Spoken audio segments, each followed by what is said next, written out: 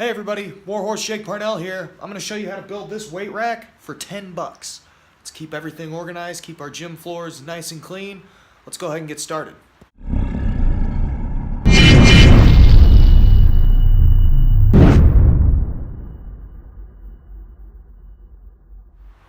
Real quick, before starting this project, I definitely recommend having an angle grinder and a circular saw just to make the cuts easy because you are going to be cutting wood and metal. Okay, so for this project, you only need a piece of 3/4 inch steel tubing and 2 full-length 2x4s. And honestly, I'm going to cheat a little bit because I have black spray paint already and I have the screws, but the materials, these 2x4s and this only cost me about $10. So to make this weight rack is only going to cost about $10 in materials. So let's get started. You're going to want to cut 2 pieces 40 inches long. After I cut the first one, instead of measuring out and marking the second one off of a tape measure, I typically, just in case there's any little variations, if I'm above 40 inches or below 40 inches, it'll be the same. So I'll just line the back ends up and mark it off of that, and then they'll end up the same length. So now that the boards are cut, I made a couple marks. I have one at 5.5, 16, and 28. And this is where I'm going to bore my holes so that way I can slide the steel rod through to actually hold the weights. You may need to lay these out a little differently because I'm dealing with a couple different types of weights. So depending on what you're putting on this rack, you may want to change it up a little bit, maybe even make these a little longer or shorter depending on what you're dealing with. But 5.5, 16, 28, that's what I'm going with. All you'll need is a 15/16 paddle bit for boring all these holes. We're only going to bore 6 holes, so it's not going to get dull or anything if you're buying a brand new one. If you have a used one, you're going to put a couple holes, but not enough to really do anything. Before you drill your holes, make sure you're backing it with a piece of wood, kind of like how I have here. The reason is, if you push through too hard, it'll splinter out the back and it won't look as good, and I'm very much about aesthetics, so I don't want it to splinter out. Well, now that you have your 6 holes drilled, see I got top, middle, bottom on both of those. You're going to need to take that one piece of offcut. You're going to cut 3.5 inch pieces off of it. That's going to go one at the top, one at the middle, and one at the bottom. All right, I have my 3 pieces cut here. Next, we're going to need some 2.5 inch screws, which I already said I had. We're going to do an alternating pattern here, here, and here. So that way, when we flip it and do the same thing on the other side, the screws won't come in contact with each other, even if...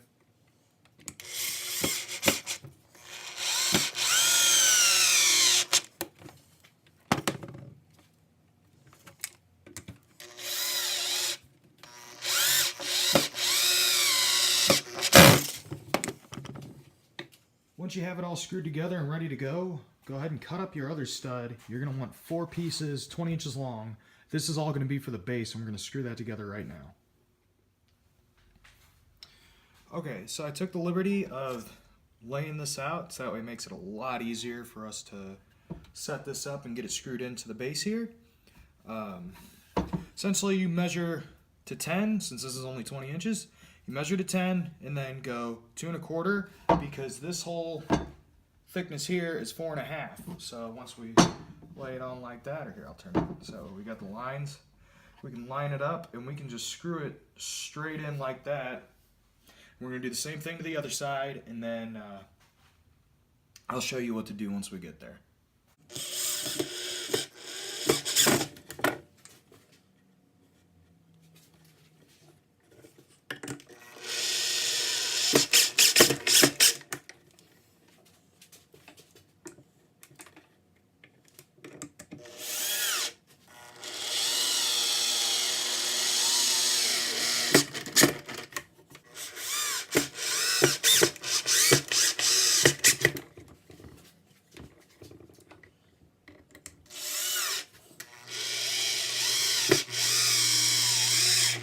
Okay, so now we're going to put some feet going this way, and we're going to lay it out so that way this thing's as center as we can get it.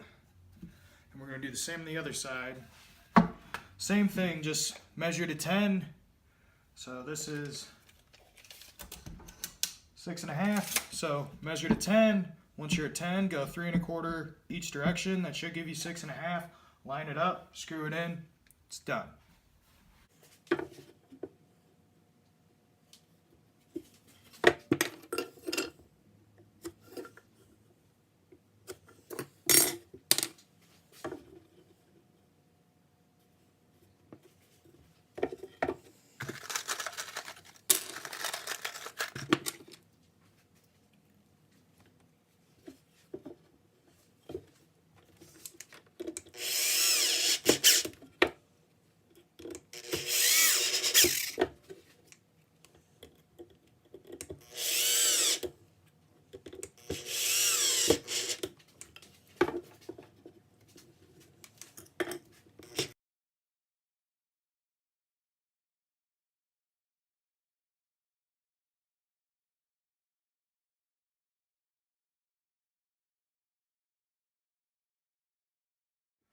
Okay, so there is our weight rack with our base. It's a little wobbly, but that's just because this floor is a little wobbly. Hopefully it won't be as wobbly once we get it out into the weight room. But now it's time to cut this up. Okay, so to cut this tubing, I'm going to use an angle grinder.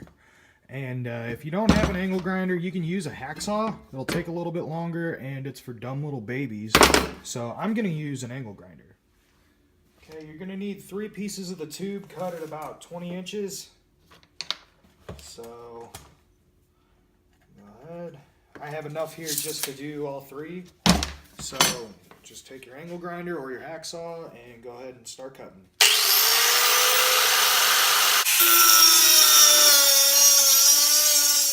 Okay, so what you're going to notice is the end that I cut has a metal burr on it. Let me see if I can get that in the camera. Yeah, right there. So this metal is obviously going to prevent us from putting it into one of the holes that it's supposed to go into, and also the smaller ends feels a little rough to me. So what you're going to do, you're going to want to take a file, essentially, let's do that all the way around, so that way any little fingers or pet paws or anything like that get in there, get bumped away.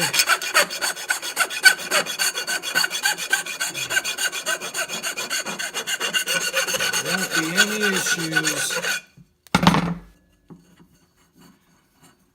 Let's see, am I getting it? Yeah, there won't be any issues with nicking your fingers, or a little kid coming in and nicking their finger, or if you have a pet rub up against it. There's no sharp ends to cut you. So after you cut it with a hacksaw or you cut it with an angle grinder, go ahead and run it around. If you don't have a file, you can just find a rough surface, honestly, and just rub it against it, and then eventually you'll get it down to where there's a little seam and a bead going around so it doesn't cut anything. Okay, so got the pieces cut, got them in there. I had a little bit of splintering problems here. You can just tap that back with a hammer or try to trim it off. I don't really care about mine, but for vanity reasons. Also, you can see the bottom post, I guess, is not straight. That's just an error from on my end. It's nothing to do with the drill or equipment. But yeah, it's here, it's set up, it's ready to hold some weight. If you have any trouble putting in your posts, essentially what that means is your holes are not lined up, and what you can do, you can take a hammer and a block of wood, put your block of wood on the end, hit it with a hammer, and that'll help tap it in. But other than that, we're pretty much ready for paint, and this thing's almost done. I'm using this Krylon all-in-one paint and primer, satin black. It's something I already had, but I think it looks okay without paint. I just prefer to have it black, as the same as the rest of my equipment in my gym. If you don't have paint, I don't think it's that big of a deal, but I'm gonna go ahead and put a few coats on this, and then we're all done. Here it is, the finished product. Got everything painted black. Got about 120 pounds on the bottom. Got about 60 pounds in the middle. Got about 15 and a half pounds, 20 pounds up top. Got plenty of room just to add a couple more 10s and 5s and stuff. The paint's getting a little scratched up, sliding them on and off, but that's to be expected because I have another metal rack over here. You can see the paint just wears off. It's sliding on and off. It's really hard to get good paint on that stuff anyways, so I don't feel too bad about it, but it turned out really good, and especially for $10, keeping all the shit off my floor, it's probably the most important part. Alright, well, thanks for watching, and I guess go watch me wrestle.